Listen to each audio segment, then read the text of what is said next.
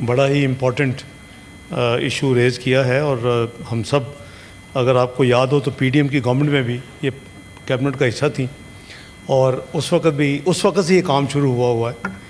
एक स्टेटमेंट जो निजकारी के हवाले से बात हुई उसका भी मैं जवाब देता हूँ, लेकिन उस वक्त पिछली हुकूमत के वज़ीर हवाबाजी जो थे सरवर खान साहब, जिसका मोहतरमा ने जिक्र भी किया, उनकी एक स्टेटमेंट से आपके तमाम यूरोप में, यूएस में, आपके यूके में, क्योंकि अब वो पार्ट ऑफ यूरोप नहीं है ब्रेक्जिट के बाद, तो पीए के जहाज़ ग्राउंड कर दिए गए।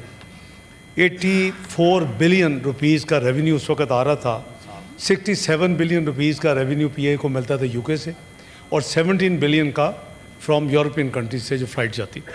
रुपीज़ का रेवेन्यू पीए को मिलता था यूके से और 17 बिलियन का फ्रॉम यूरोपियन कंट्रीज से जो फ़्लाइट जाती।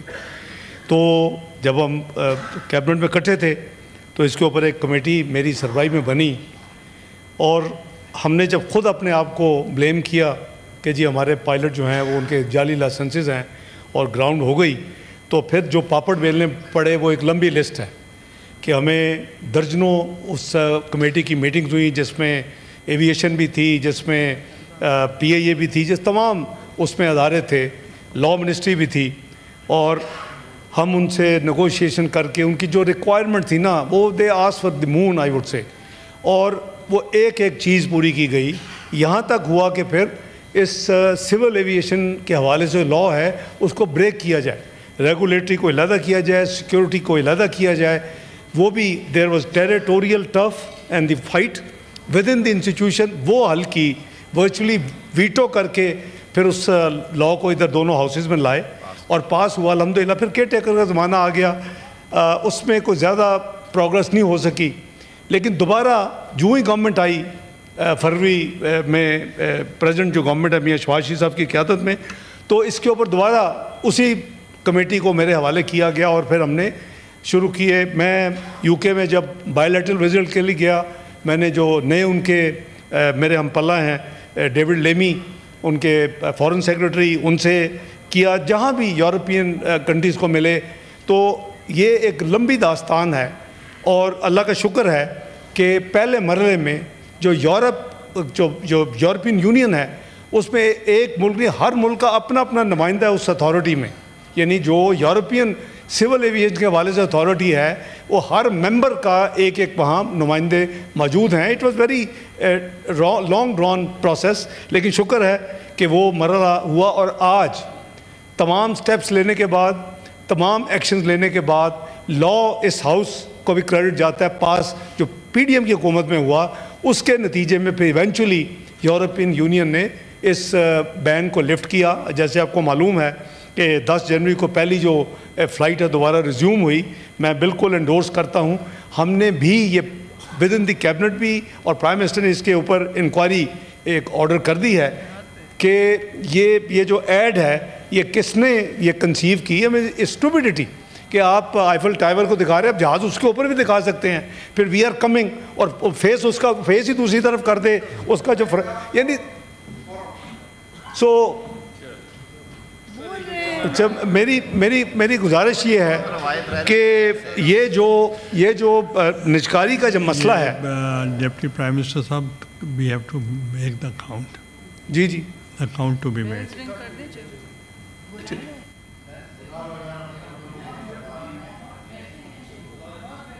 बैठे, काउंट टू बी मेड।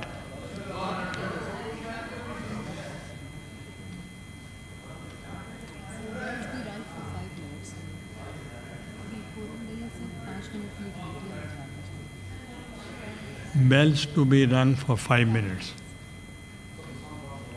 अब आपने बाहर नहीं जाना, आपको हम गिन रहे हैं।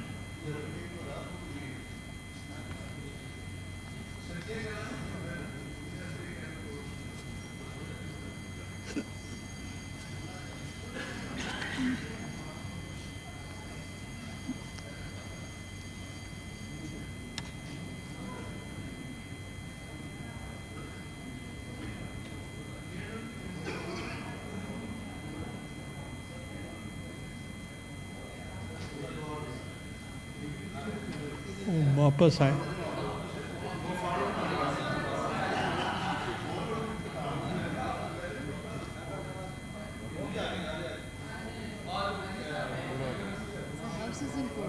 The house is in order. Quorum है। आपको मुबारक हो, हाउस इन ऑर्डर। वो भी आ शुक्रिया जनाब चेयरमैन। तो मैं गुजारिश ये कर रहा था कि वो बहुत ही जिसने भी किया है उसकी बाकायदा इंक्वायरी हो रही है। और जो सर्विस के बारे में कहा ऑनरेबल सेनेटर साहिबा ने, वो इस वक्त जो नंबर्स हैं कि बोइंग 12 इस वक्त ऑपरेशनल हैं, 16 एयरबस ऑपरेशनल हैं, सॉरी 6 बोइंग ऑपरेशनल हैं, 11 एयरबस और 5 ATR, ये टोटल करीबन 22 इस वक्त ऑपरेशनल हैं। और बाकी 6 जो हैं बोइंग अंडर रिपेयर है और 5 एयरबस अंडर रिपेयर हैं। तो मेन इशू ये है कि इसके जो लॉसेस हैं जनाब चेयरमैन, जैसे आपको मालूम है, करीबन 700 बिलियन से एक्सीड कर चुके हैं और इसीलिए होल्ड को बनाई गई। और उसके बाद जो उसमें पार किए गए को करीबन 650 बिलियन का एग्जैक्ट नंबर इस वक्त नहीं है, मैं इसको अभी करीबन 650 बिलियन।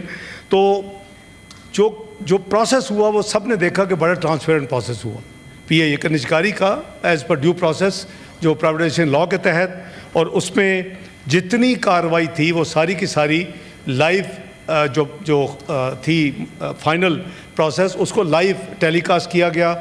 चूँकि जो रिज़र्व प्राइस थी वो रिज़र्व प्राइस से कम बिड आई और जो एक पार्टी ने सिर्फ bid the that was not matching the reserve price, या मिनिमम प्राइस कह लें या रिज़र्व प्राइस कह लें। अब चूँकि वो ये सिचुएशन थी तो उसमें गवर्नमेंट ने कानून को फॉलो करते हुए उसको ऑब्वियसली रिजेक्ट कर दिया उस बिड को।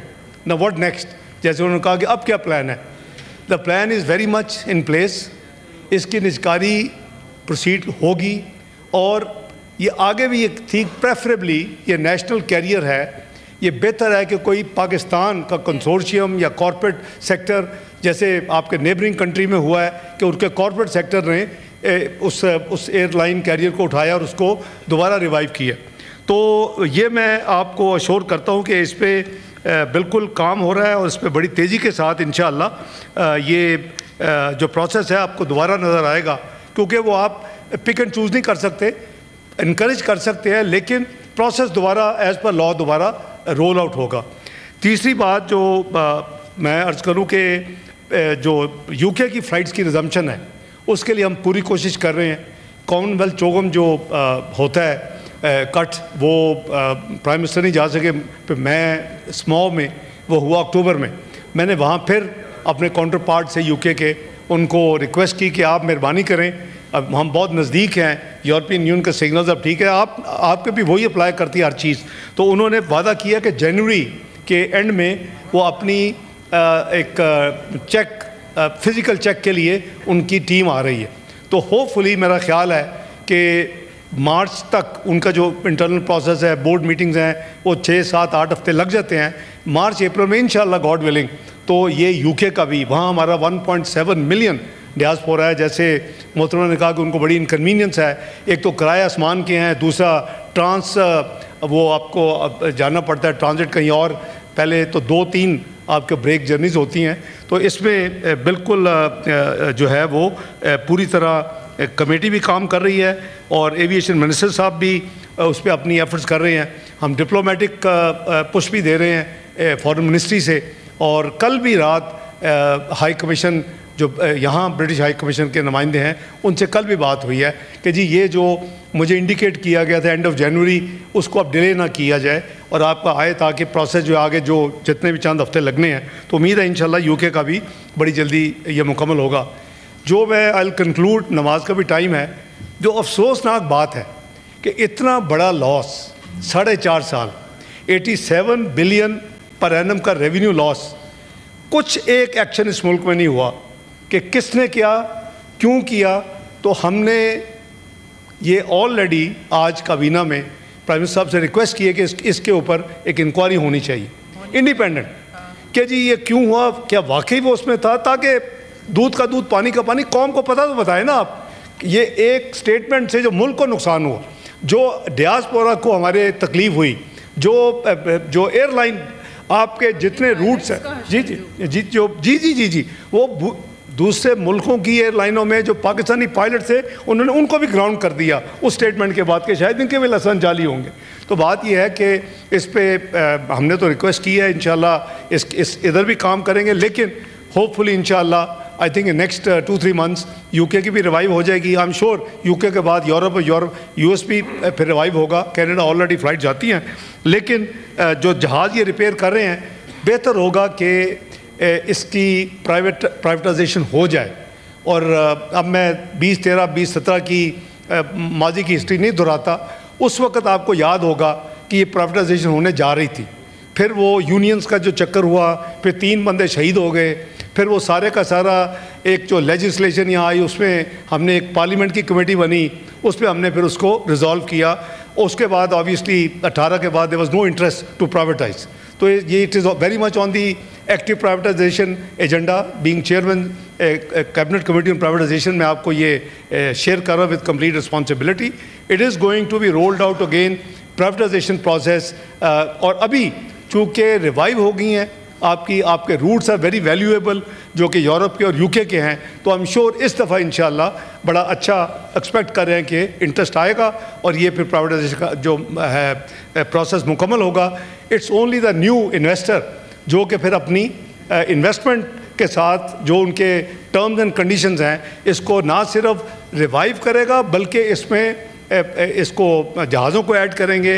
इनके हवाले से जो एक मेजर डिमांड थी कि जी आप जब 10 साल की लीज़ पे लेते हैं, जब वो प्राइवेट इस वक्त एयरलाइंस हैं या पीएए है, तो हम उनसे 10 साल का एडवांस जो है वो सेल टैक्स चार्ज कर लेते हैं। ऑब्वियसली इज़ नॉट वाइबल कि जी अगर $100 की लीज़ है, मैं मिसाल रही हूँ, 100 मिलियन की है, तो उस पर 18% टाइम्स 10 तो 180% आप सेल टैक्स एडवांस में 10 साल का जमा करवा दें। वो उसके भी चूँकि IMF की कंडीशनलिटीज़ है, things have been sorted out.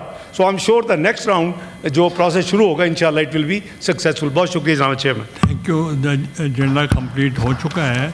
The house stands. नायब वज़ीर आज़म इसहाक़ डार सेनेट में इज़हार ख़याल कर रहे थे।